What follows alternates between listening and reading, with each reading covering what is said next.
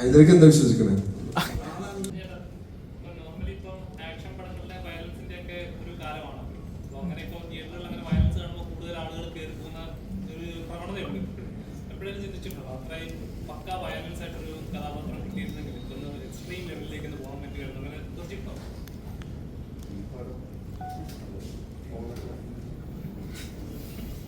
ഈ പടം ഒന്ന് ആൾക്കാർ കുറച്ച് കാണിട്ട് എന്നിട്ടൊക്കെ അടുത്തടത്തിനെ പറ്റി ആലോചിക്കാം. ആഗ്രഹം കുറെ ആഗ്രഹമൊക്കെ ഉണ്ട്, അതിലൊരു ആഗ്രഹമാണത്. പക്ഷെ നമുക്കൊണ്ട് പറ്റുമെന്ന് നമുക്കൊരു വിശ്വാസം വന്നവരെ നമ്മൾ പുതിയ പുതിയ പരിപാടി പിടിച്ചുകൊണ്ടിരിക്കണം. അല്ലാണ്ട് ഇവരെ ചാടിക്കേറി എന്തിനാണ് ഫീൽഡ് ഔട്ട് ആക്കണത്? പതുക്കെ പിടിച്ചു നോക്കട്ടെ.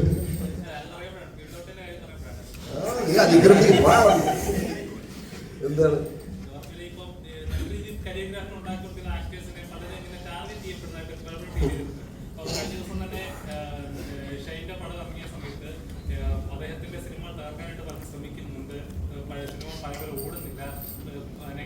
സോഷ്യൽ മീഡിയയിലൂടെ നെഗറ്റീവില് കൊടുക്കുന്നുണ്ട്. എപ്പോഴും അർജുന്റെ കരിയർ നോക്കി തന്നെ നല്ല രീതിയിൽ പോയിക്കൊണ്ടിരിക്കുക. എപ്പോഴും ഏതെങ്കിലും പോയില്ല ആരെങ്കിലും താങ്കളെ ടാർഗറ്റ്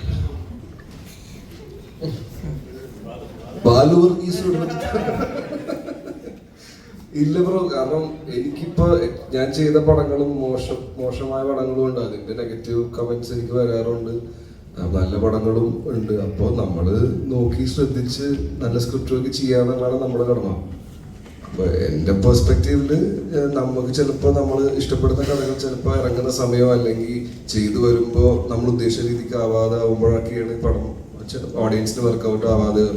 അപ്പൊ അത് മനസ്സിലാക്കിയിട്ട് അടുത്ത പടത്തിൽ നമ്മൾ തിരുത്താം അല്ലെങ്കിൽ നോക്കി ചെയ്യുക എന്നുള്ള പരിപാടി മാത്രമേ ഉള്ളൂ. അല്ലാണ്ട് ടാർഗറ്റ് ചെയ്യുക നമ്മളെ തളർത്താൻ അങ്ങനെ എനിക്ക് തോന്നിയിട്ടില്ല ഇതുവരെ.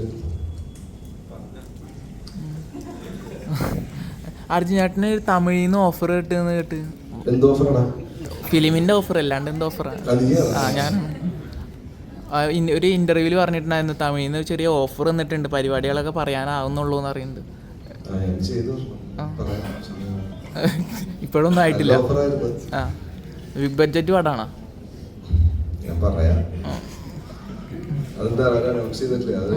ഞാൻ ഇട്ടിട്ടുണ്ടായി ഒരു പടം, നമ്മുടെ AL വിജയ് സാറിന്റെ പടത്തിൽ ഒരു പടം ഒരു ക്യാരക്ടർ ചെയ്തായിരുന്നു, സെക്കൻഡ് ലീഡ് പോലെ. അറിയില്ല.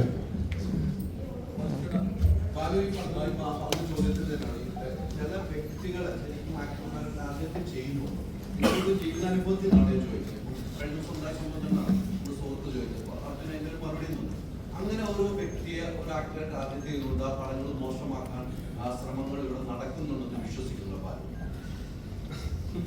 അങ്ങനെ മോശമാക്കാൻ പറ്റുമോ? ആളുകൾ കാണുന്ന പോലെ തന്നെ ആയിരിക്കും. ഒരു 10 പേര് കണ്ടിട്ട് 25 പേർക്ക് സിനിമ വർക്കായിട്ട് വർക്കായിരിക്കും. അല്ലാതെ നമ്മൾക്ക് ആർക്കും ഒരു വ്യക്തി എൻ്റെ കുറച്ച് ആൾക്കാർ വന്നിട്ട് പടം മോശമാണെന്ന് പറഞ്ഞാൽ പടം മോശമാവില്ല. ആളുകൾ കണ്ടത് ഇഷ്ടപ്പെട്ട് സിനിമ വിജയിക്കും. നമ്മളുടെ പടത്തിൽ തന്നെ നമുക്ക് ഒരു എക്സാമ്പിൾ എനിക്ക് പറയാൻ പറ്റില്ല. കാര്യം നമ്മുടെ പടം അങ്ങനെ ഭയങ്കര വലിയ ഹൈപ്പും പരിപാടിയൊക്കെ കൊടുത്തിട്ട് വന്നൊരു സിനിമയല്ല. പക്ഷേ തിയേറ്ററിൽ നിന്ന് ആളുകൾ കണ്ടു കഴിഞ്ഞപ്പോൾ ആളുകൾക്ക് ഇഷ്ടപ്പെട്ടിട്ടാണ് ഇപ്പോൾ നമുക്ക് റിവ്യൂസ് വരുന്നത്. പടം നന്നായിട്ട് വരുന്നു എന്നൊക്കെ പറയുന്നു. തിയേറ്റേഴ്സിൽ ഇപ്പോൾ അത്യാവശ്യം ആളുകൾ കയറി തുടങ്ങുന്നു.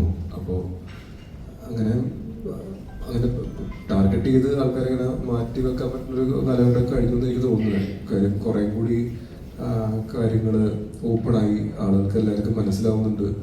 വളരെ ട്രാൻസ്പെറൻ്റ് ആണ് സിനിമ. എങ്ങനെയാണ് മോശമാണോ നല്ലതാണെന്ന് ഒരു 5 മിനിറ്റ് ഉണ്ടെങ്കിൽ ചിലപ്പോൾ ഓൺലൈൻ റിവ്യൂസും പരിപാടികളെല്ലാം കണ്ടു കഴിഞ്ഞാൽ മനസ്സിലാവുന്ന ഒരു സമയത്തിലേക്ക് മാറി.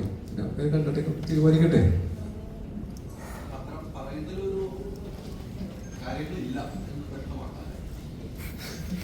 ഞങ്ങൾക്കറിയില്ല.